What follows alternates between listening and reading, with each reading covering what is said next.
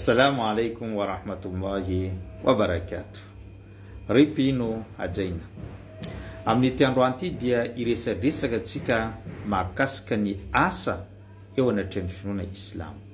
Satria fantatra fa androany dia voalohany ny volana Mei, izay fantatra amin'ny anarana hoe fety ny asa. Izany hoe tsy asana nefa andraisan-karama. Ary io fety ny asa io dia misy tantara nahatonga an'izany. Rehefa ny grevy sy ny taky ary ny taky ny zony ireo mpiasa izay nampiasana maraina atoandro hariva tsy misy fitsaharana dia nahazo an'izany zavatra izany. Fa tsy hany no tiantsika ho lazaina. Fa ny resaka antsika dia hevitry ny finoana Islam mahakasika an'izany asa izany. Ny finoana Islam dia finoana anankiray tsy mba tia ny olona kamo ary tsy tia olona matoritory ka manao ararizato ampandrina, fa mampirisika hatranam-piandohana, ny fiasana, ny fikarohana ary ny fahazotoana amin'ny fampandrosoana ny lafiny rehetra, indrindra ny lafiny fiainana ao anatin'ny tokantrano.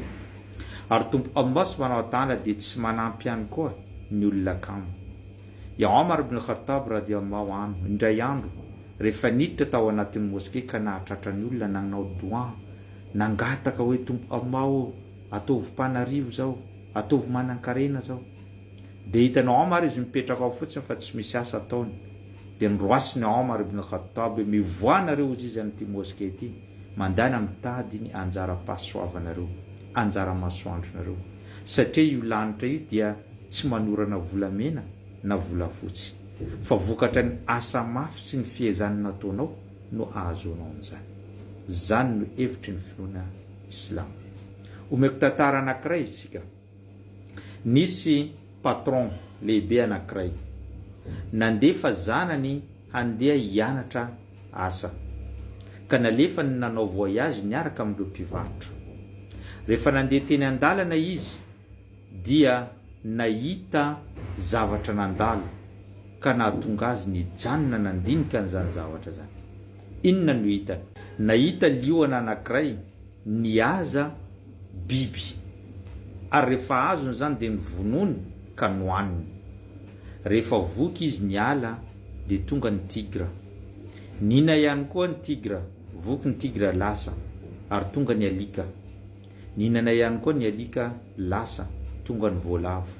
Ninana avokoa ireo biby kely rehetrarehetra tamin'izay fotoana izay. Dia rehefa nahita an'izany zavatra zany iny zanaky ny patron iny, dia nody izy nandeha tany an-trano ary niteny tamin'ny papany hoe or papa, tsy zidika nozy izy no andeha hiasako. Satria nahoana? Satria ny zavatra hitako tany, ny liona namono ka ninana avokoa ny tigra, ny alika ary ny voalavo sy ny biby kely rehetra. Ka eto ihany koa za mahita fa raha ianao no miasa dia mihinana avokoa zahay, mihinana ny reniko, mihinana za, mihinana ny zandriko sy ny zanako ary ny zafikelina. Dia rehefa naheno an'izany ny rainy dia nalahelo sady latsa-dranomaso ka niteny taminy manao hoe o ry zanako, nalevako anao andeha hiasa, hianatra an'izany asa zany mba hitovizanao amin'ny liona, satria ny liona na dia nona tahaka ny ahoana fa tsy mihinana zavatra izay tsy noazany, izay zavatra tsy nisamborin'ny tanany, na dia nona tahaka ny ahoana. Zany no tiako ho toetra misy aminao. Saingy ianao kosa rehefa nisafidy dia nisafidy nametraka ny tenanao ho toy ny alika sy ny voalavo izay miandry ny aza na sakafo entiny biby hafa, dia iny no hinananao. Tsy izay hoy izy ny rainy no itiavako anao. Ary nahatonga aho izy androany ho lasa patron sy manan-karena dia ny fikirizako, ny fiezako, tsy ny fatoriako maraina nahatonga ahy amin'ity toerana ty.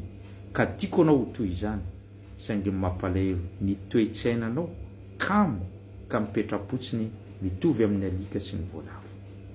Izany teniny patron zany dia manome lesona antsika. Ny mpino Islam sy ny finoana Islam dia tsy manaiky ny olona manao rarizato ampandrina, matory, kamo, tsy manao asa na miezaka fa hangataka fotsiny isan'andro.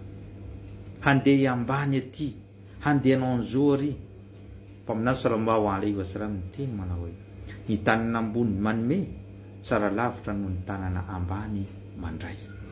Zany hoe aleo anao miasa manana ny hafa, tsy mantehitra amin'ny hafa, tsy mankataka amin'ny hafa, mandeha tsara ny asanao, mandeha tsara ny fiainanao. Fa raha ianao kosa miankin-doha amin'ny hafa dia ny fiainanao sy ny hoavinao manontolo no bekoiny izany olona izany. Ka zany tsy mba toetra ny mpino Islamo. Metezanao ho mazoto, metezanao ho pia ny ankonanao, fa tsy olona miankin-doha amin'ny hafa. Inshallah amin'ity fetiny asa ity dia androany alina hanao en direct antsika iresadresaka mahakasika an'izany asa sy ny fiezahana zany eo anatrehan'ny finoana Islamo sy ny famporisina maro na nentin'ireo manam-pahaizana ary ny mpaminany sallallahu alaihi wasallam. Zay no fampatsiahy aventsika tamin'ity androany ity. Abonneo, partageo fa mbola maro zavatra izay ho resadresantsika eto. Wassalamu alaikum wa rahmatullahi wa barakatuh.